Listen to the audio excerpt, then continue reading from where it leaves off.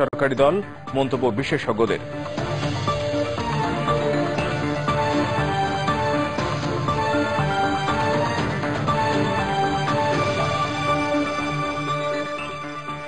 আসসালামু আলাইকুম। আজ শনিবার 23শে চৈত্র 1419, 24শে জমাদেউল আওয়াল 1434, 6 এপ্রিল 2013। দিগন্তে সকালের সংবাদে স্বাগত জানাচ্ছি ওয়াহিদুজ্জামান ফারুকী। শুনছিলেন আকিস সিমেন্ট সংবাদ শিরোনাম, এবার বিস্তারিত।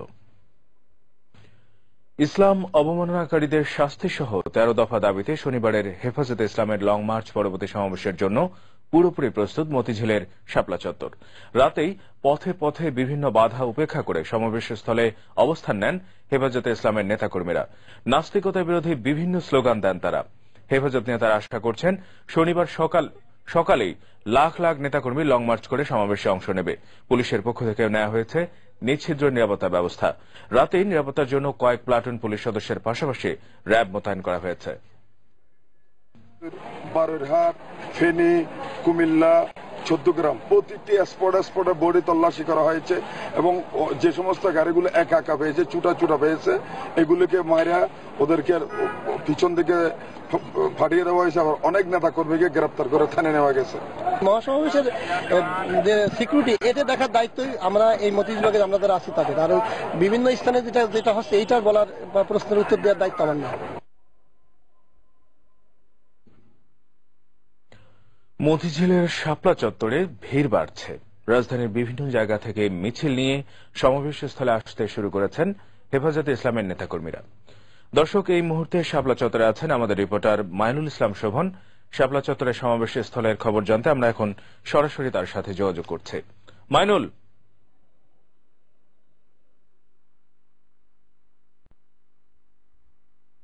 মাইনুল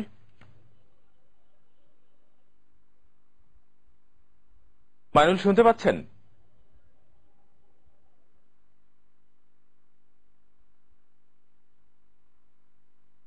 দর্শক, আমরা তার সাথে যোগাযোগ করার চেষ্টা করছি। চলে যাচ্ছি পরবর্তী প্রসঙ্গে। সব বাধা অতিক্রম করে দেশের বিভিন্ন জায়গা থেকে হাজার হাজার মানুষ লং মার্চে অংশ নিতে ঢাকার উদ্দেশ্যে রওনা হয়েছেন। হরতাল অবরোধ দিয়ে লং মার্চে প্রতিবন্ধকতা সৃষ্টি করে সরকার মুনাফিকি আচরণ করছে বলে মন্তব্য হেফাজতে ইসলামের। জাকিরুল ইসলাম, মোহাম্মদ রাকিব এবং জুবায়ের ফয়সালকে সাথে নিয়ে এনামুল হকের রিপোর্ট।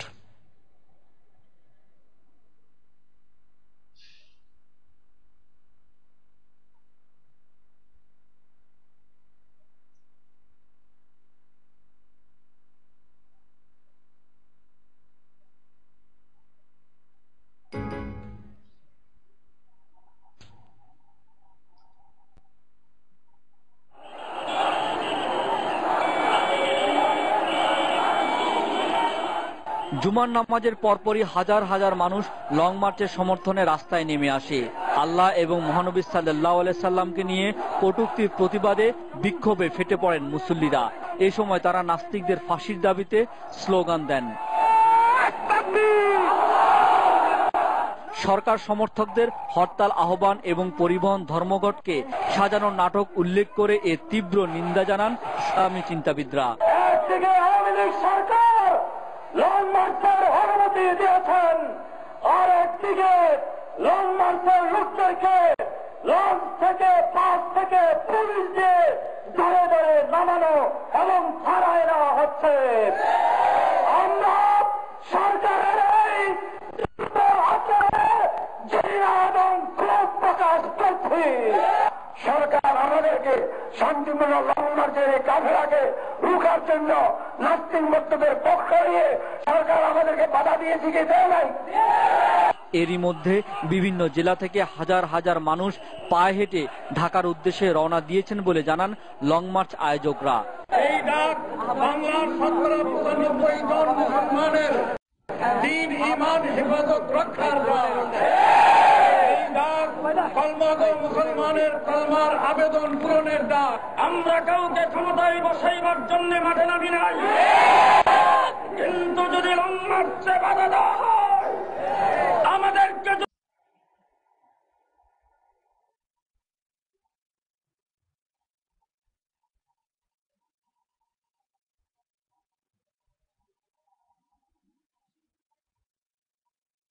হেফাজত ইসলামের শীর্ষ নেতারা। পরিকল্পনা মন্ত্রী একে খন্দকার, সেক্টর কমান্ডার ফোরামের সভাপতি, আপনার তথ্যমন্ত্রী যে হাসানুল হক ইনু, সে একটা দলের সভাপতি, রাশেদ খান মেনন ফেরনকে দিয়ে আপনার হরতাল ডাকিয়েছ। যে সমস্ত দলের ডাকি চালান দিলে তার জন্য খুঁজে পাওয়া যায় না। রাসূল প্রেমিকরা তোমাদের দাঁত ভাঙ্গা উচিত শিক্ষা দিয়ে থাকবে ইনশাআল্লাহ। শাহাদাতের তামান্না নিয়ে লাখো জনতাকে নিয়ে লং মার্চ সফল করা হবে বলে শপথ নেন হেফাজত ইসলাম। আমাদের পেছনের দিকে তাকানোর সুযোগ নেই। এনামুল হক, দিগন্ত টেলিভিশন, ঢাকা। প্রিয় দর্শক, মতিঝিলের শাপলা চত্বরে আছেন আমাদের সিনিয়র রিপোর্টার এনামুল হক। আমরা এখন মতিঝিল শাপলা চত্বরের সর্বশেষ অবস্থা জানতে এখন সরাসরি চলে যাচ্ছে তার সাথে। এনাম, কটূক্তি করেছেন এবং বিষাদগার করেছেন, তাদের দৃষ্টান্তমূলক শাস্তি এবং গ্রেপ্তারের দাবিতেই মূলত তাদের সমবেত হয়েছেন। লং মার্চকে সামনে রেখে সারা বাংলাদেশ থেকে লক্ষ লক্ষ মানুষ এখানে সমবেত হচ্ছেন। এখনো পর্যন্ত এখানে প্রায় পুরো স্টেজের যে সামনের অংশ সেটা পরিপূর্ণ হয়ে গেছে এবং এখান থেকে আমরা দেখতে পাচ্ছি দৈনিক বাংলা মোড় পর্যন্ত মানুষের জমায়েত হয়েছে। সাধারণ মানুষের একটি দাবি যে মুসলমানদের দেশ, 16 কোটি মানুষের দেশ, এখানে কোনো নাস্তিকদের কোনো অস্তিত্ব থাকা উচিত না। এখানে যারা আল্লাহ এবং রাসূল সাল্লাল্লাহু আলাইহি সাল্লাম সম্পর্কে বিষাদগার করেছেন তাদের এখানে পার পেয়ে যাওয়ার কোনো সুযোগ নেই। তাদেরকে অবশ্যই শাস্তির আওতা আনতে হবে, তাদেরকে অবশ্যই গ্রেপ্তার করতে হবে।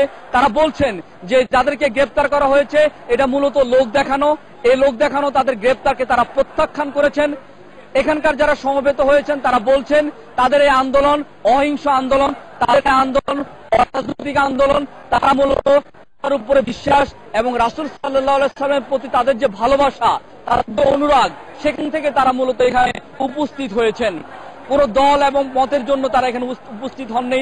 তাদের ক্ষমতা দখলের কোনো উদ্দেশ্য নেই, তাদের একটি উদ্দেশ্য, যারা ইসলামকে নিয়ে কটূক্তি করেছে তাদেরকে শাস্তির আওতায় আনতে হবে। ওকে, ফাইনাল কিনা আপনারা বলেন না।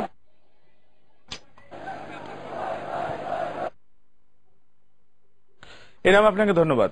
দর্শক, আপনারা দেখছিলেন মতিঝিল শাপলা চত্বর থেকে আমাদের সিনিয়র রিপোর্টার এনাম জানাচ্ছিলেন সেখানকার সর্বশেষ অবস্থা। ঘাতক দালাল নির্মূল কমিটি সহ বিভিন্ন বাম এবং সাংস্কৃতিক সংগঠনের ডাকে শুক্রবার